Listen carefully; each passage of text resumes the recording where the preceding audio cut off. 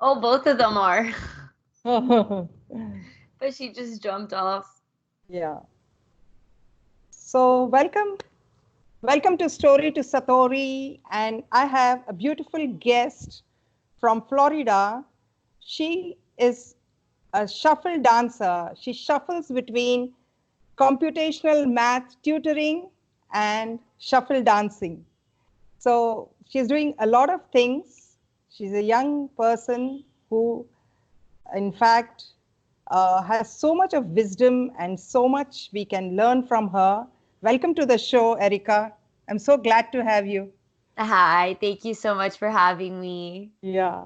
So it's really nice to connect with you on LinkedIn, and now I would like to kind of get closer to understand how could you achieve so many things in such a short time.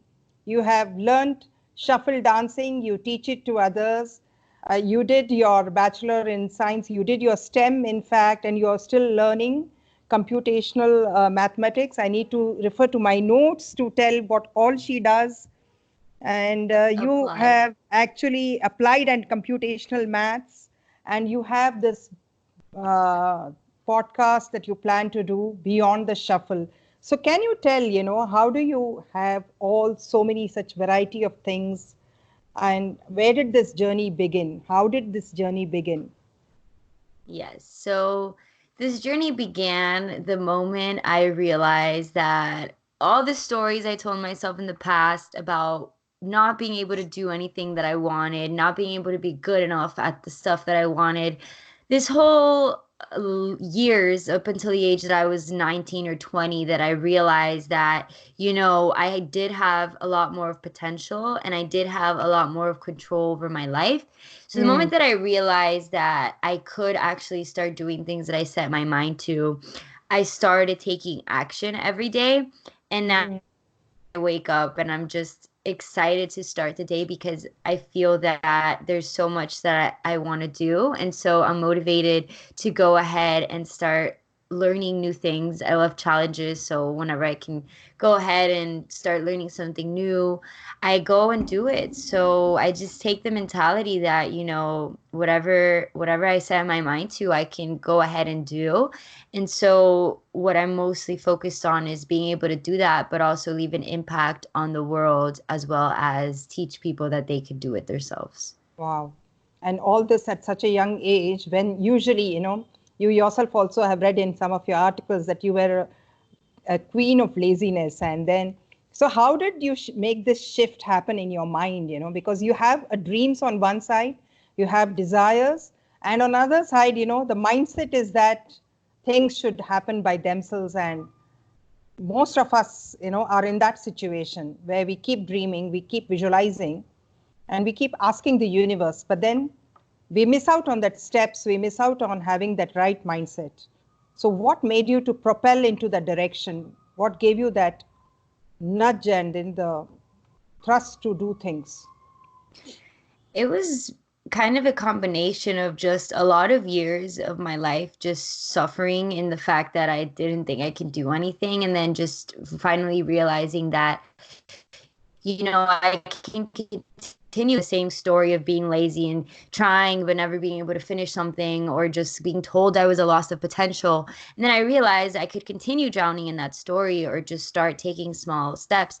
And so that led me to, realize that I don't need to define myself based off feedback from the external world, but rather by internally on who I am, whatever it is, beyond the external activities that I do and titles that I have. And just realizing, I still learn each and every day different things about it, but the one thing that I've been learning is that, as silly as it sounds, like we have to be able to trust and not try and control. So Mm, definitely taking action every day. Like taking action, if I want to shuffle, I gotta do it every day. If I want to do math, I gotta study every day. And just doing the small decisions and big decisions myself that I do have control of, but mm, then trusting and understanding that this work that I'm putting in, even if I don't see the results right away, is gonna come back. wow. So two things really, kind of I figured out is one is not doing many things, just focusing on the small little things that will not make you overwhelmed, as well as keep taking the actions and not trying to control the external world, which is, I mean, you cannot just control. In fact, you need to trust that things will happen. So right now, you are in a situation where you have that kind of an inner control. I mean, it's like your locus of control is internal. It's not something dependent. So that means that you can do many things, because that is when you start feeling confident, and not just the confidence, but it is the faith in yourself, the trust that you put in yourself and the things that you're doing.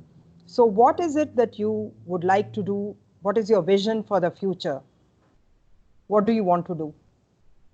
My vision is continuously evolving and changing. I feel Mm, like I like to explore different areas, but as of now, my vision is definitely, using these, I guess, vehicles to my own peace and inner, how would I say, like math, shuffling, yoga, this stuff that I myself have been able to kind of not master, but become a teacher at, and be able to share that with the world in a way that allows other people to also find the greatness within them. Because I myself was someone who never was able to see the greatness inside of me, and I struggled for a long time. And these mm, things were able to kind of allow me to see that there was a lot more that I could accomplish in my life, and being able to share that with people. So I definitely see myself one day, hosting workshops where I do shuffling and some empowerment where I teach people how to, gain control of their mindset and how mm. to start viewing the world every day, expanding their perspective. And then essentially, the one thing that did lead me to kind of get into that mentality that I was lazy and a procrastinator was the education system, and the way that, if you didn't memorize this and you got an F, then you were a bad student. That's kind of what like got me to think I was a bad student. Mm. So definitely using this math knowledge that I have to potentially one day change the way we're teaching certain things in the school system, and just every day leaving an impact that it can on this world and impacting people in a way that inspires them to take action, and just see that, life can be hard sometimes, but at the end of the day, it's about looking at the bigger picture of things and appreciating what we have for the small moments. Wow, absolutely. I think a lot of millennials and young children that you're tutoring will definitely see this kind of so much of it makes sense to them, because it's coming from a person almost their age or a little elder to them, where they can relate to.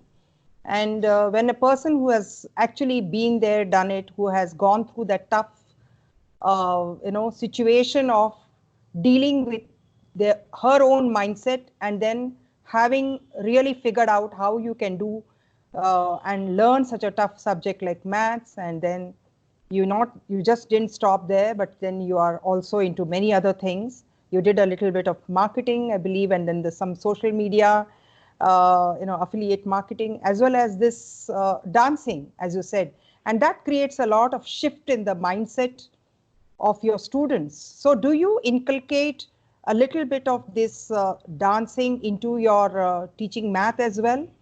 Like, do you make it funny for your students and suddenly get into a So dance? I haven't combined them yet, but I definitely have Okay. taught shuffling to kids, and I've taught, I like to think that doing the shuffling that I do, which is called cutting shapes sometimes, which is movements with our feet, is that Uh, I'm just doing geometry with my feet. So I kind of oh, think that shuffling is math, and it's like the combination of, using counts and using patterns. And at the end of the day, that's what math is being able to observe the patterns in our everyday life and our everyday realities too. But definitely I do combine the mindset with the math. Not shuffling so much, but mindset, mm, because the same mentality that you have when you wake up and you're like, "Oh, I'm good at this, so this is what I do." A lot of people unfortunately have the mentality of, "I'm not good at math, so mm, I'm not good at math."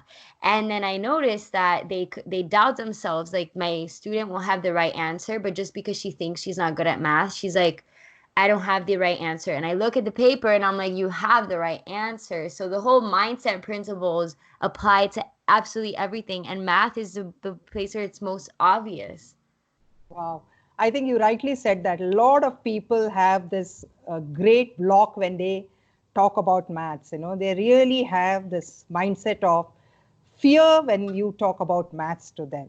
And as you said, I think that aspect of removing the blocks in just learning maths or having that new mindset about learning maths, I think that is where I think you can do a lot of work in that area where children or youngsters and millennials can see maths in a different light altogether.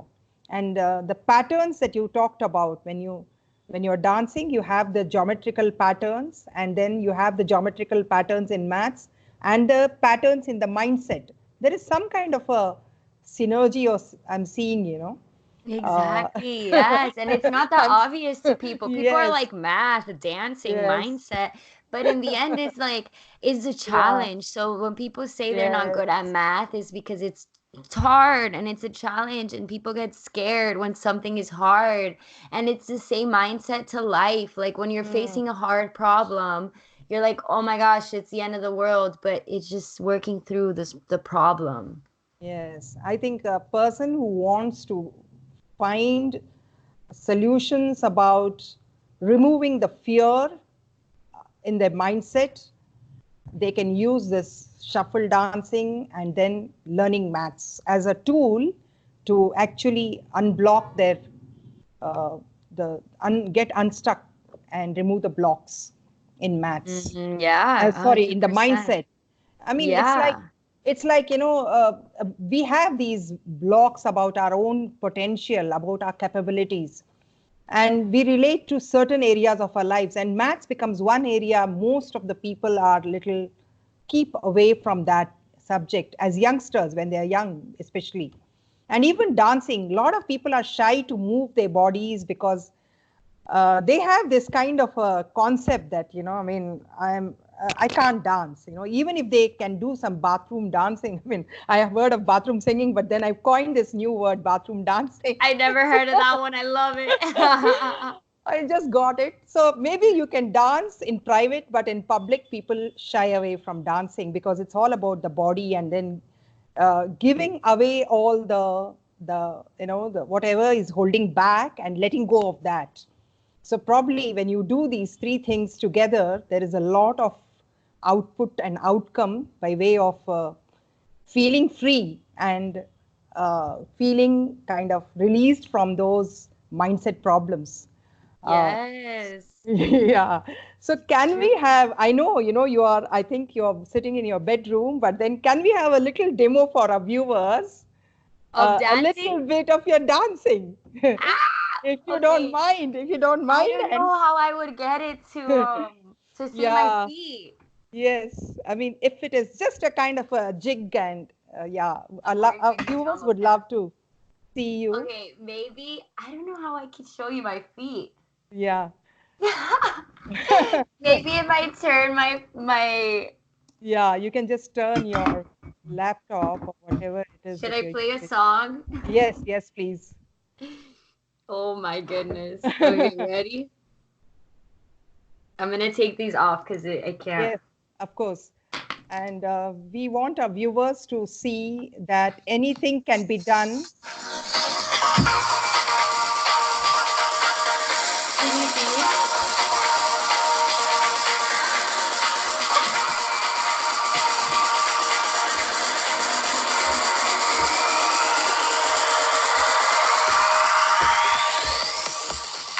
Even I could try it out.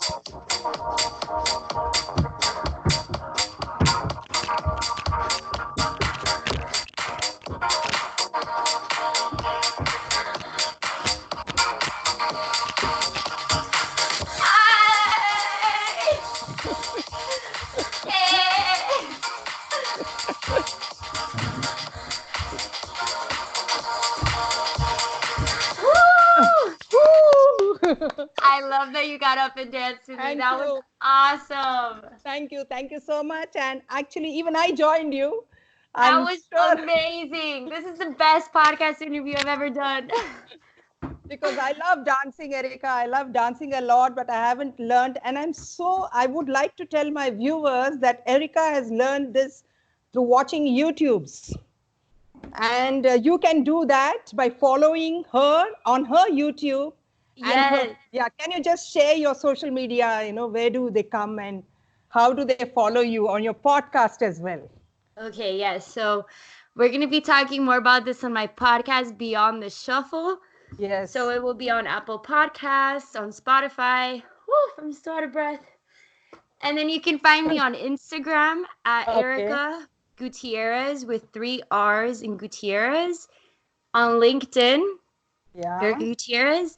And on YouTube, Beyond the Shuffle. Yes. I'm going So, to be posting tutorials. yes, wonderful. So, viewers, just keep in touch with her, stay in touch, get in touch, view her, all her YouTube videos. She'll be coming up with the podcast. Remember the 3 R's in her name, Erika Gutirrrez, and the 3 M's that I talked about, the math, the music, that is your shuffle dancing, and the mindset. She's an expert in the three Yes! things. I love that. So, thank you very much for giving me your time. We had a Thank wonderful you. time. Thank you. Thank you so much. Thank you. Bye-bye. Bye. Bye.